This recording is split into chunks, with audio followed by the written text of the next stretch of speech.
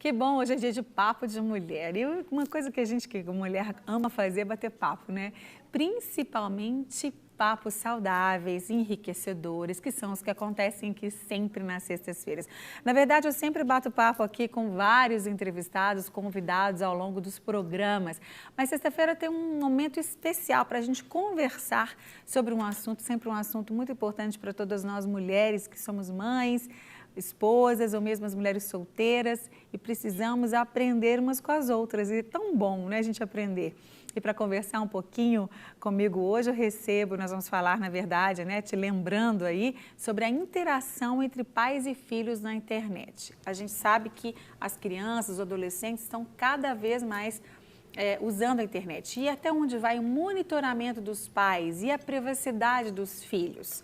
Exatamente, porque existe aí esse problema de saber até quando vai o meu controle, o meu monitoramento, até onde vai a privacidade. Porque tem criança que já fala assim, a minha privacidade, que história é essa? Vamos saber mais sobre isso, conversando com a psicopedagoga e consultora pedagógica Claudiana Cabral, que está aqui do meu lado direito. Obrigada por ter vindo, querida. E também a Ana Paula Sarriso, que é mãe de 2 filhos usuários das redes sociais. O Paulo Ricardo, de 8 anos, e a Vitória, de 13 anos. A Aninha está do meu lado esquerdo. Tudo bem, Aninha? Tudo bem. Obrigada por ter vindo. 2 queridas. Que bom que vocês estão aqui. 2 queridas amigas, a gente nunca tem tempo. A gente tem um tempinho aqui, né? Que bom. Claudiana foi diretora pedagógica do Colégio Cristão durante alguns anos e a gente estava junto, né? Eu levando as meninas e a Claudiana lá no trabalho e a Ana também lá da nossa igreja, somos todos da mesma igreja, Igreja Batista da Lagoinha. E a Ana trabalha com aquelas peças maravilhosas que você assiste de teatro, musicais maravilhosos que a gente tem na Lagoinha e é muito bom, né? Ter você aqui também. Agora nós estamos como mães, né? Nós 3 aqui, você também como profissional dessa área. E antes da gente começar a conversar, a gente já vai rodar o DVT, né, Thalita? A nossa produção foi conferir o que alguns adolescentes com cerca de 12 anos sobre essa interação. Como eles lidam com essa interação? Vamos ver. Como os adolescentes lidam com a vigília e a interação dos pais nas redes sociais? Eles conversaram com a gente e soltaram o verbo. Na minha casa, minha mãe me deixa ter minha privacidade nas redes sociais, mas ela sempre tá olhando, que quando eu posto alguma foto ou alguma coisa, eu não posto muito, mas ela sempre vê. Ela curte e tal, mas ela não fica comentando essas coisas que a gente fica com vergonha, não. Usam, eles deixam um certo tempo e eu uso esse certo tempo, mas eu não uso muito, que tem outras prioridades para fazer, como a escola. Eu entro, assim, minha mãe não controla muito, porque eu não fico muito tempo.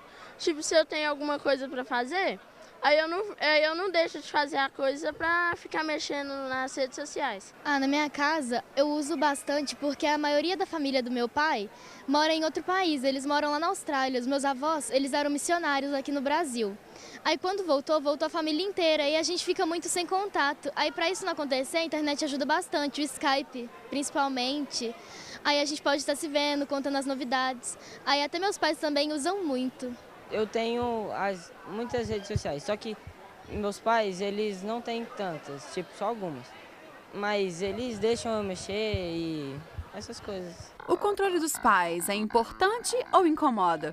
Eu não posto muita foto, mas só que eles sabem que eu não vou postar foto com roupa curta, que eu não vou postar nada de errado. Eu vou estar sempre me preservando.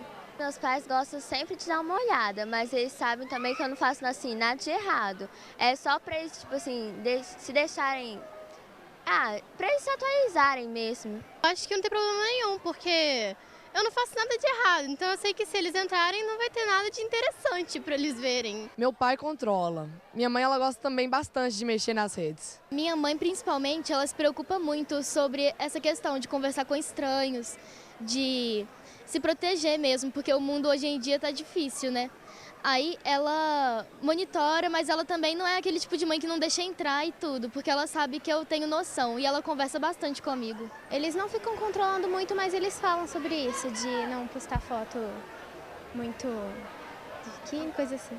Quais as principais dicas de segurança que essa galerinha segue? Eu acho que a segurança na internet é muito importante, porque senão você pode correr risco, tipo, as pessoas verem sua foto, achar engraçado, postar em outra coisa, falando mentira, algumas coisas assim. E os seus pais ficam falando, não posta essa foto, não posta essa foto. Aí depois você fica com raiva, achando que é pra só chatice mesmo, mas é pra proteger.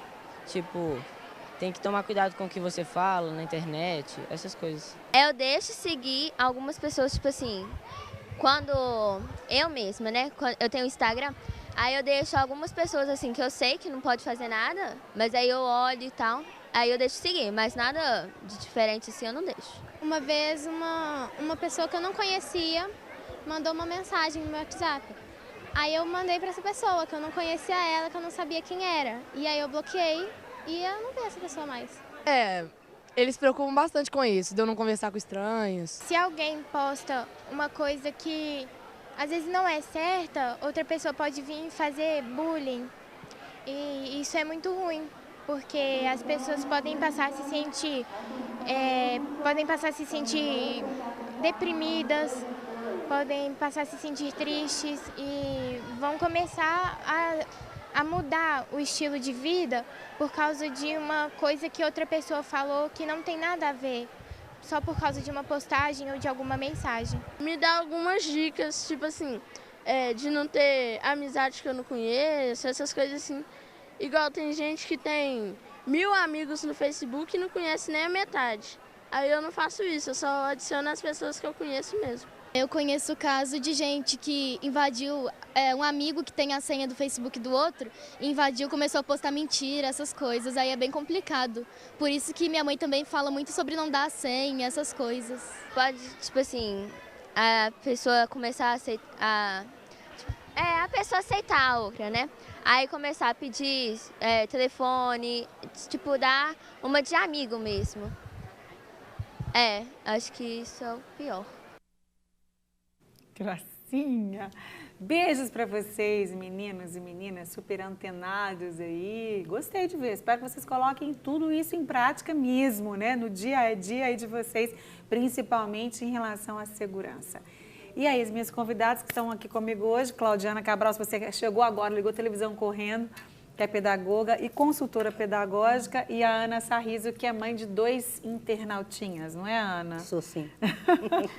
Gente, a internet não tem mais volta, a gente sabe que é uma realidade, que é bom, a gente utiliza essa ferramenta para tudo na nossa vida hoje em dia, e os nossos filhos não têm jeito de escapar mais, né? Eles já estão também interligados.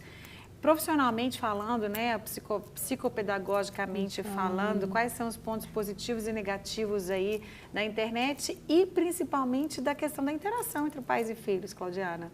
Bom, é muito interessante a gente abordar esse assunto, Márcia, porque realmente é uma realidade, né? Não tem como a gente fugir disso. Os pontos positivos que a gente pode falar em relação à internet é porque é uma ferramenta que ela é basicamente usada para pesquisa. Né? Então, a gente pesquisa sobre tudo, o mundo está ali. Se a gente pegar o nosso telefone aqui agora, o mundo está nele. Então, a ideia de se poder pesquisar e aprofundar nisso, né, descobrir novos horizontes, novos patamares, é muito interessante para alguém que está, um indivíduo que está em formação. Né? Então, isso é muito interessante. Agora, os pontos negativos, e aí é importante a gente poder falar sobre isso, que da mesma forma que os nossos pais nos ensinaram sobre valores morais, não é? E éticos da vida, olha, você não pode conversar com fulano, isso na vida real.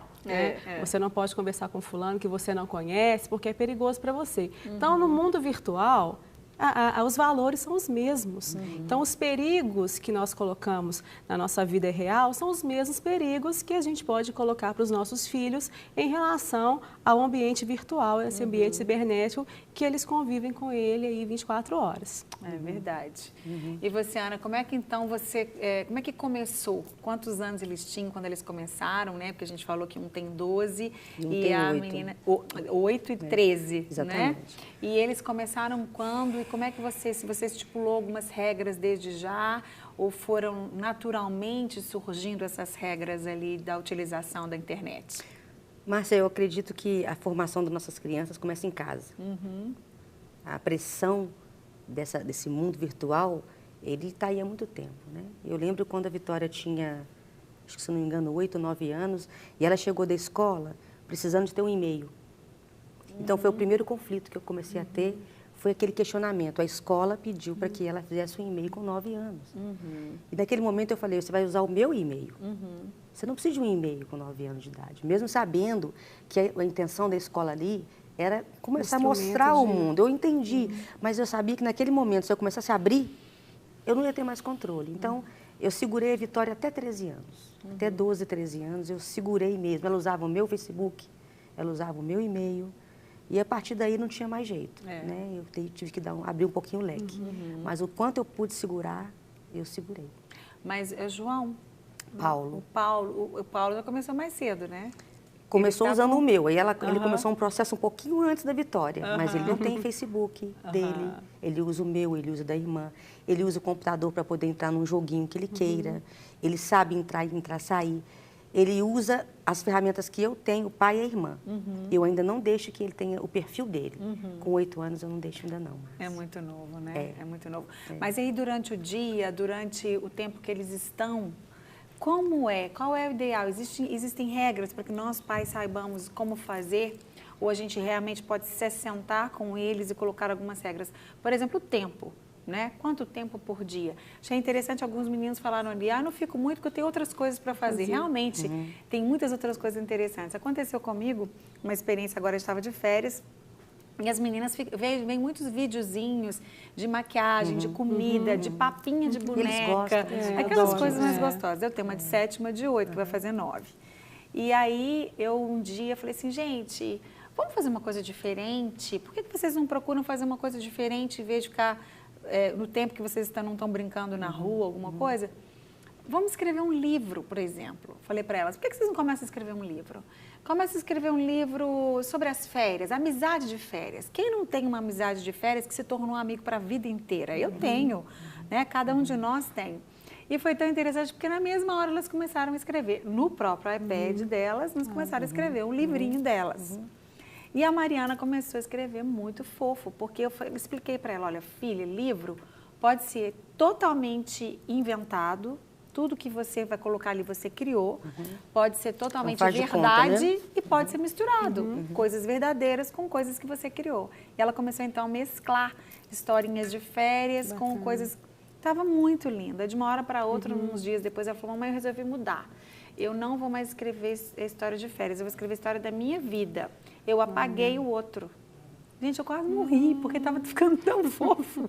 Eu ia até publicar mesmo, fazer um livro.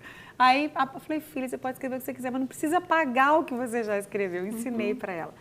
Então, assim, mãe, os pais com os filhos, a gente está sempre ensinando não só aquelas regras ali em si, mas como muitas outras coisas que permeiam esse momento que a gente pode ensinar para os nossos filhos. A gente pode começar estipulando algumas regras, Claudiana, o que é ideal? Quanto tempo por dia? O que ver, o que não ver?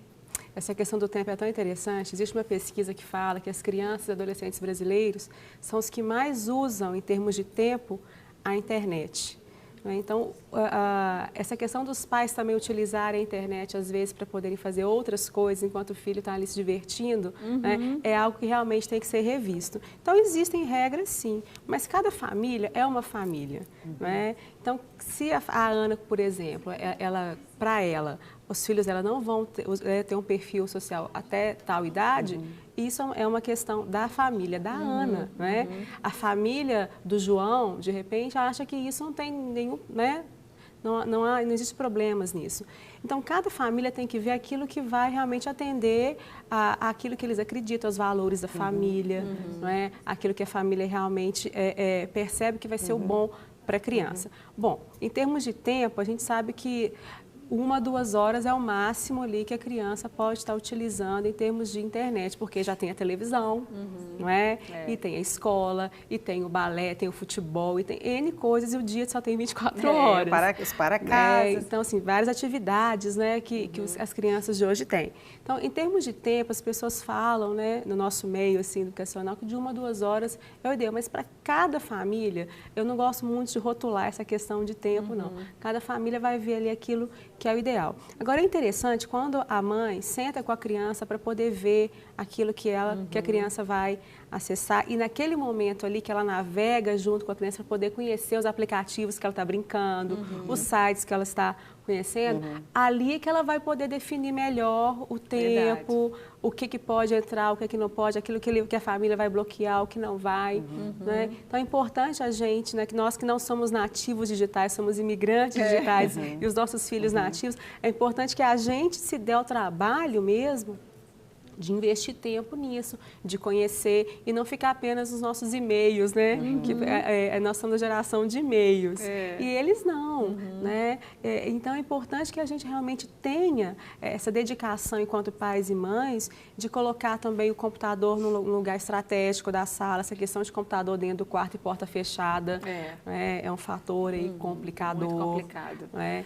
Infelizmente, né, a gente sabe que a pornografia, ela tem sido uma arma muito forte do diabo. Muito. Na vida dos nossos filhos e na vida de muitos adultos também, né? Muitos adultos às vezes começa com os pais, completamente, né? Exatamente. Muitos adultos estão completamente dependentes da pornografia. E existem muitos dados também alarmantes em relação ao acesso da criança e do adolescente à pornografia. São milhões de sites pornográficos. E a gente, assim, as coisas entram, aparecem de uma hora para outra. Quando você está assistindo uma coisa, já aconteceu isso comigo, você está assistindo uma coisa e do nada aparece imagens, surgem imagens pornográficas. E essa imagem fica na mente da criança para sempre, né? Quando eu era criança, eu fui assediada por um homem. E a imagem daquele homem com o órgão dele, genital, né, explícito, nunca mais eu esqueço. Não me incomoda, graças a Deus, mas é algo que vai ficar gravado. Então é muito, e eu nem era tão pequenininha. Então a gente tem que tomar muito cuidado, muito cuidado. Não é? Como é que aconteceu? Aconteceu com você já alguma situação, Ana?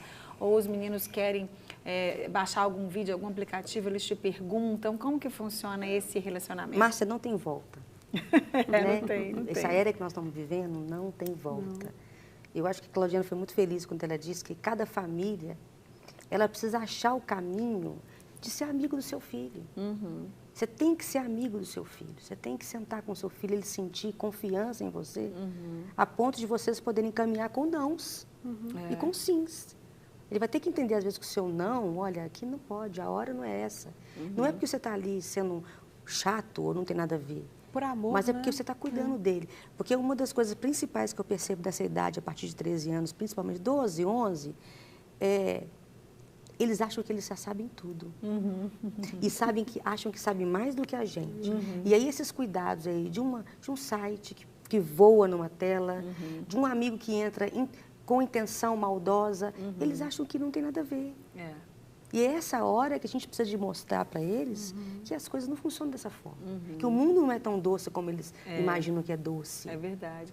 Eles estão, né, gente, num ambiente eles estão maravilhoso. Aprendendo, são aplicativos inúmeros, diversos, bons, muito interativos, e coisas fantásticas. Tem hora que você começa a brincar com alguma coisa ou olhar, você fica muito mais de 2 horas em um programa, numa atividade. Tem muito adulto que gosta muito dos joguinhos. Mas a hora esse é o perigo, onde você não consegue discernir o que está acontecendo com o seu filho, com esse tempo abusivo que ele está ficando ali. É verdade. E eu penso assim, né, os nossos filhos, a gente está falando de famílias saudáveis, infelizmente existem famílias que não têm esse perfil daquele lugar gostoso, daquele lugar aconchegante, daquele lugar maravilhoso, e eles não têm noção do que é o mundo lá fora. Então a gente aproveita lá em casa, eu e o Eliazar, sempre quando as meninas assistem jornal com a gente, às vezes tem uma coisa mais pesada, a gente troca, mas elas gostam de ver notícias, elas gostam de ver documentários, participar. Então quando aparece uma notícia, como há pouco tempo aconteceu,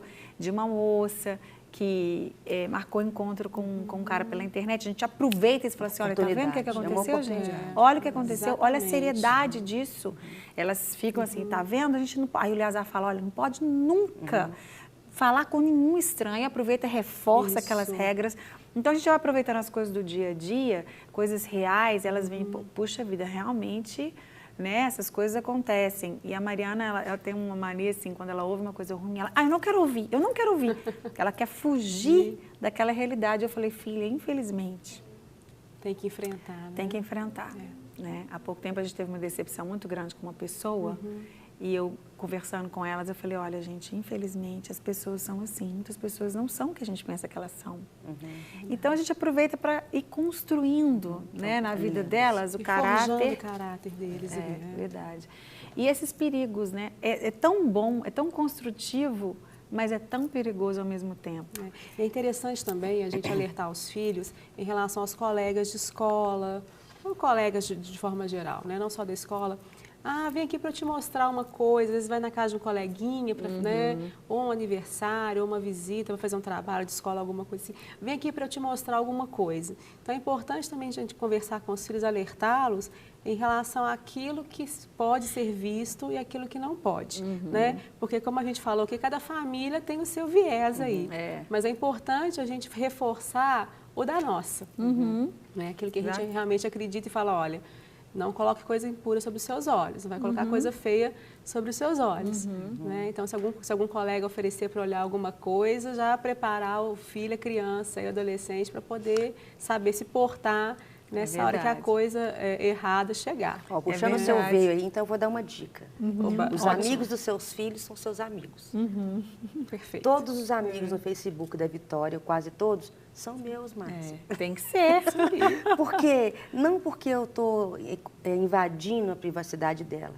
Eu quero participar da privacidade dela. É muito diferente. Eu vi um adolescente ali falando, confundindo privacidade com respeito. Você respeita o seu filho, mas a privacidade dele com 11, 12, 13, 10, não é a minha também. Com certeza. O que ela pode fazer, eu também posso fazer. Então, o que acontece? Quando um amiguinho lá coloca alguma coisa na rede e ela curte ou ela comenta, a mãe também fica sabendo de tudo.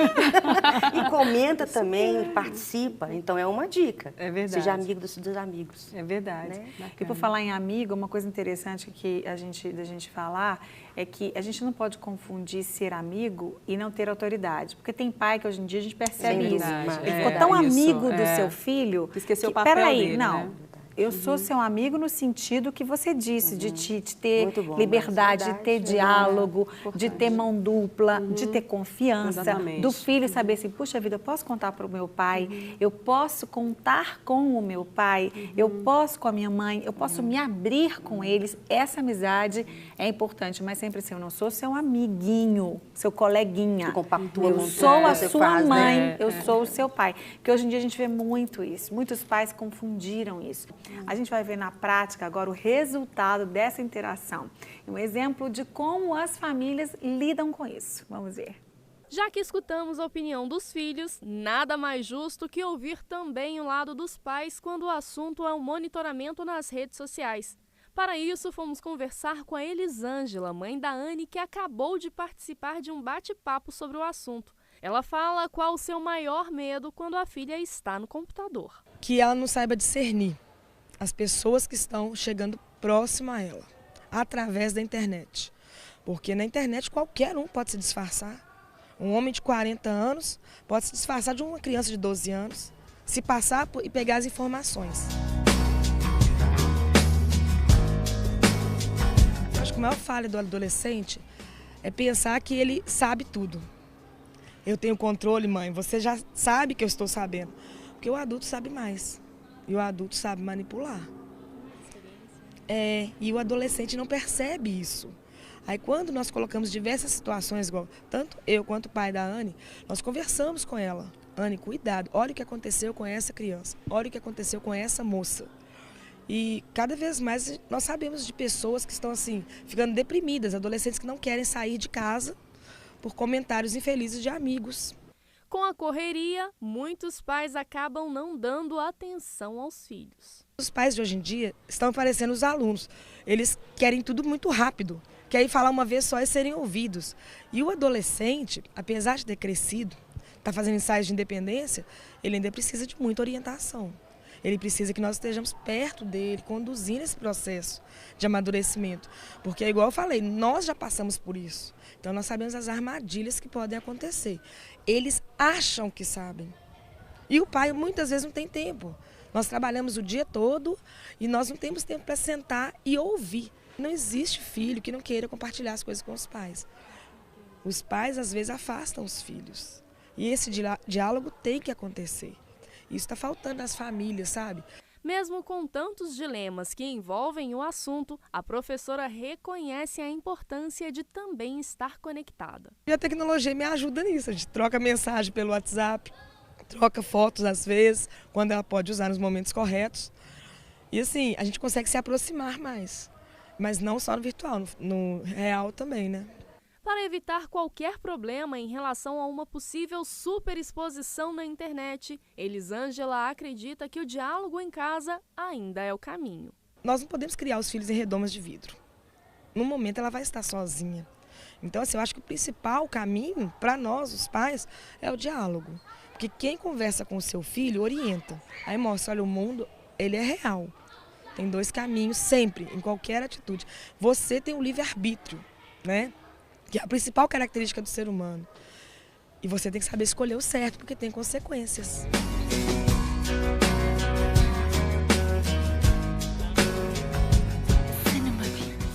Muito bom, isso mesmo. A família está junto, todo mundo participando, cada um ali, de uma certa forma, tendo conhecimento do que o outro está fazendo. Isso é muito importante, é o nosso papel como pais, cuidar e proteger os nossos filhos, né? Já estamos de volta aqui no Sempre Feliz, falando sobre um assunto muito importante, que é a interação entre pais e filhos na internet.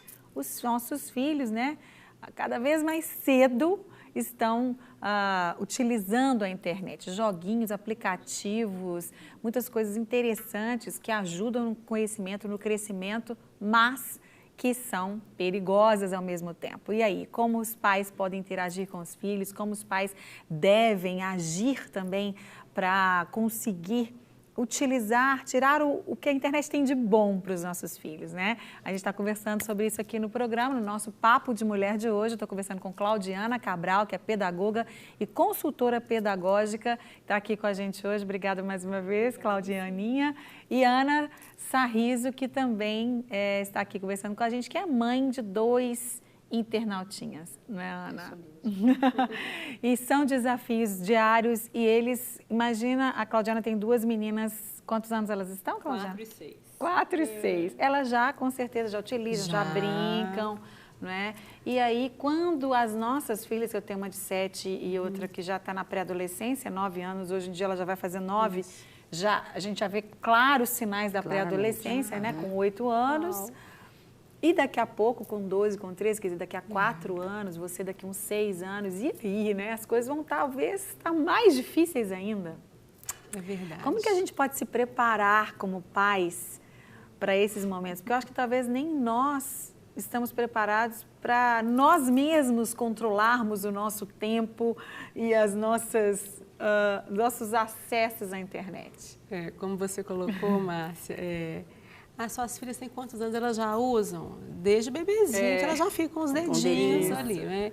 E a menorzinha fica assim, mamãe, coloca no celular, aí ela pede assim, Frozen, que é a doença da época, né?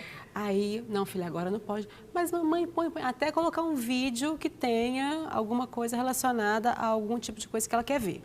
Né?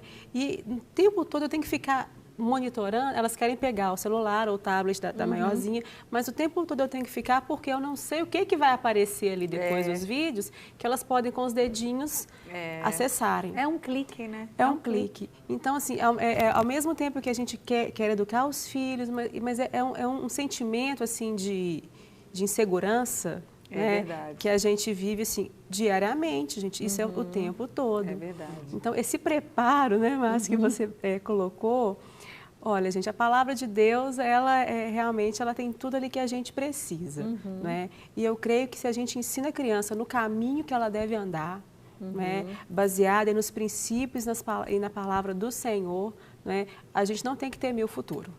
Amém, né? Isso mesmo. Eu acho também que o problema é que essa geração, os adultos estão problemáticos, né? A maioria não, né? A gente crer que não, vamos profetizar que não, mas muito. Que a gente vê, que a gente vê, que a gente porque a gente percebe. Você como profissional que trabalha com os pais, lida com as famílias há muitos anos, com os pais, sabe muito bem disso. Ana também lida com as crianças, com os pais. Eu como pastora, nós que aconselhamos as pessoas, a gente vê como as pessoas estão problemáticas. As pessoas não conseguem se controlar, elas não sabem o que fazer com o seu próprio tempo, elas não estão, muitos não foram preparados para serem pais, não aprenderam nada e falam assim, a criança não vem com manual, não, vem, é a palavra de Deus. Agora o manual é primeiro para mim, como pessoa, antes de ser esposa, de ser mãe, eu tenho manual da conduta cristã, do caráter, dos princípios e valores que você citou no princípio da nossa conversa. Se nós temos princípios e valores absorvidos em nós pelos nossos pais, pela nossa criação de respeito, de cuidado, de atenção, de vigilância, tantas coisas, de honestidade, de ética, isso vai ser transferido para todos os nossos relacionamentos e nós vamos ensinar isso para os nossos filhos, para que eles também aprendam a utilizar e a sejam naturalmente usados em todos os lugares e relacionamentos, sejam relacionamentos virtuais ou não. Eu acho que está acontecendo muito problema por isso, porque o adulto está muito complicado. Muito preguiçoso, né, Márcia? Preguiçoso também, se eu posso tirar uma casquinha aí, pode, minha filha, pode tirar a casquinha se você quiser. Os pais hoje estão com preguiça. É fácil você pegar o iPad ou pegar o telefone e dar para o seu filho ficar ali. Nossa, e você ir para a televisão, você ir para o seu computador. Eu tive uma experiência semana passada tão interessante. Vitória perdeu o telefone. Perdeu não, ela foi assaltada e ela ficou sem telefone aí uns 3 semanas, 2, 3 semanas. Sabe o que ela fez essas 3 semanas? Foi brincar. Pois é. Tinha tantos dias ou talvez meses que eu não via a Vitória brincando. Brincando é brincar.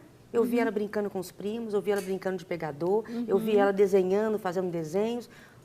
Isso me chamou a atenção de como que, por mais que a gente esteja ali perto, você vai percebendo como eles vão perdendo algumas características.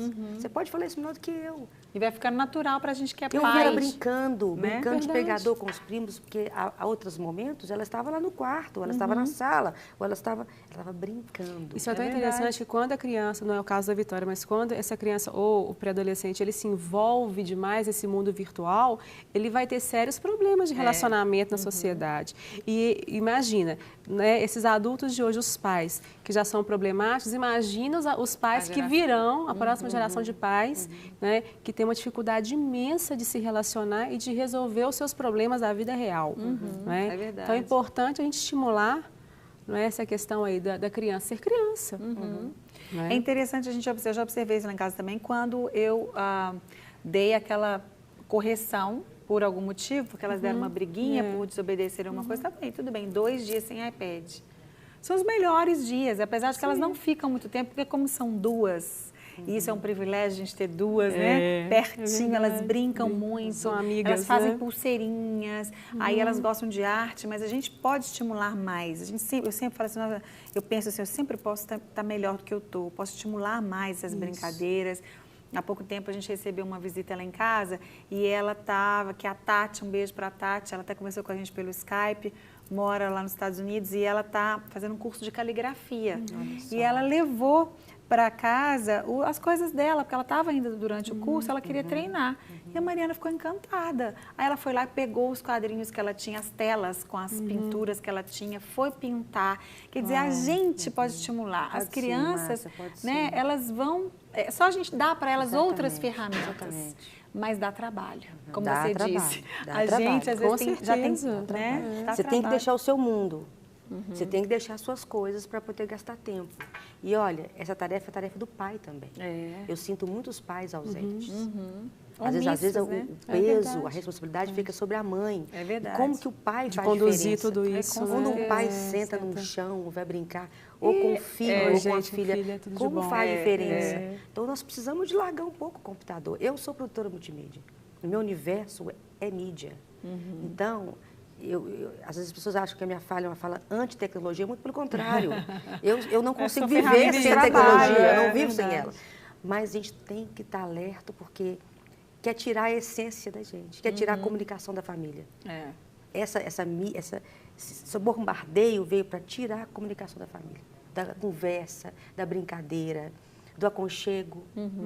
Verdade. E as pessoas não estão percebendo do toque, do abraço, do cheiro, né, Márcia? Da mesa, da mesa. Sentar à mesa. Eu ainda sou daquelas que falam assim, olha, é hora de sentar na mesa. Isso aí. Comer na mesa. Exatamente. A mesa lá em casa, todo mundo é proibido de mexer com qualquer coisa. Aí, hoje mesmo, eu estava almoçando e resolvendo, porque às vezes a gente até resolve, eu e a Érica, um beijo para a Érica, minha querida, a gente reveza levar as meninas para a escola. E aí eu estava resolvendo lá e a Larissa, mamãe, você está ficando muito no WhatsApp na hora do almoço. Chamou minha atenção. Falei, filha, realmente eu fiquei um tempinho agora, porque a mamãe estava resolvendo algumas coisas, mas eu tenho que fazer isso antes de me sentar à mesa. E ter disciplina, porque é o exemplo para elas. Porque se elas querem mexer, eu não deixo. É o exemplo, Márcia. Né? E aí o Eliazar, às vezes, está resolvendo alguma coisa, eu chamo a atenção dele despistado para ele, porque elas ficam de olho. E quando a gente coloca regras, nós temos que ser os primeiros a cumprir as regras, né? E isso é importantíssimo. A gente foi conferir a opinião de uma especialista em comunicação digital para entender melhor sobre o tema. Vamos ver o que a jornalista Elisandra Amâncio diz.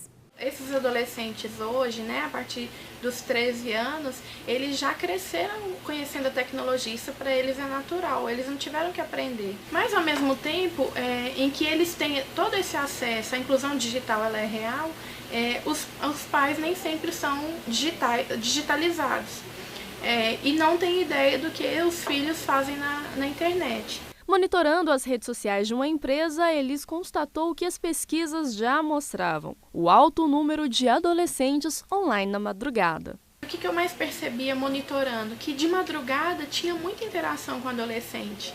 Eu falei assim, isso a gente observa não só por uma percepção, mas por estatísticas que essas redes sociais nos oferecem todos os dias, de que de madrugada a gente tem um público relevante de adolescente online. E muitas vezes eles estão publicando palavras de ofensa, estão estimulando algum tipo de preconceito. E eu imagino que os pais não têm ideia do que esses filhos estão fazendo de madrugada. Mas o monitoramento dos pais inibe totalmente o mau comportamento digital dos filhos? Eu acho que isso depende da relação dos pais e dos filhos, da confiança. Então isso é construído na educação do filho. Se até o momento, né, o pai ou a mãe que está acompanhando aí o programa não tem essa construção assim sólida, é o momento de sentar com o filho e falar, vamos conversar, vamos saber aí o que você gosta na internet. Então entender quais são os gostos do filho, o que ele gosta de fazer, o que ele costuma usar na internet, porque mesmo que eu tenha todas as senhas, que eu acesse todas as mensagens no celular ou no computador, eu vou ter que ter a consciência de que ele pode ter apagado antes, explicar para o filho o que é pedofilia, explicar que existem os perfis fakes, né, que são os falsos que a gente fala. Então ela precisa pensar que alguém que está entrando em contato com ela pode ser um personagem criado ali na internet para aliciar, para abordar crianças e jovens, né? Na verdade, não é só o estranho que é o risco, as pessoas que a gente conhece também podem ser o risco. É preciso cuidar dessa exposição excessiva. O bullying virtual, ele acontece porque o jovem ali está fazendo suas publicações e muitas vezes sem o menor senso de realidade, ele não tem conhecimento de mundo suficiente para entender o que ele pode ou não publicar ali na internet. Para os pais, a especialista deixa uma dica. Eu acho que está na hora dos pais conhecerem sim o básico do que essas redes oferecem, conhecer o comportamento dos filhos no meio digital. Só monitorar o comentário, só monitorar o que ele compartilha é muito pouco. Eu acho que é preciso entender o comportamento do filho.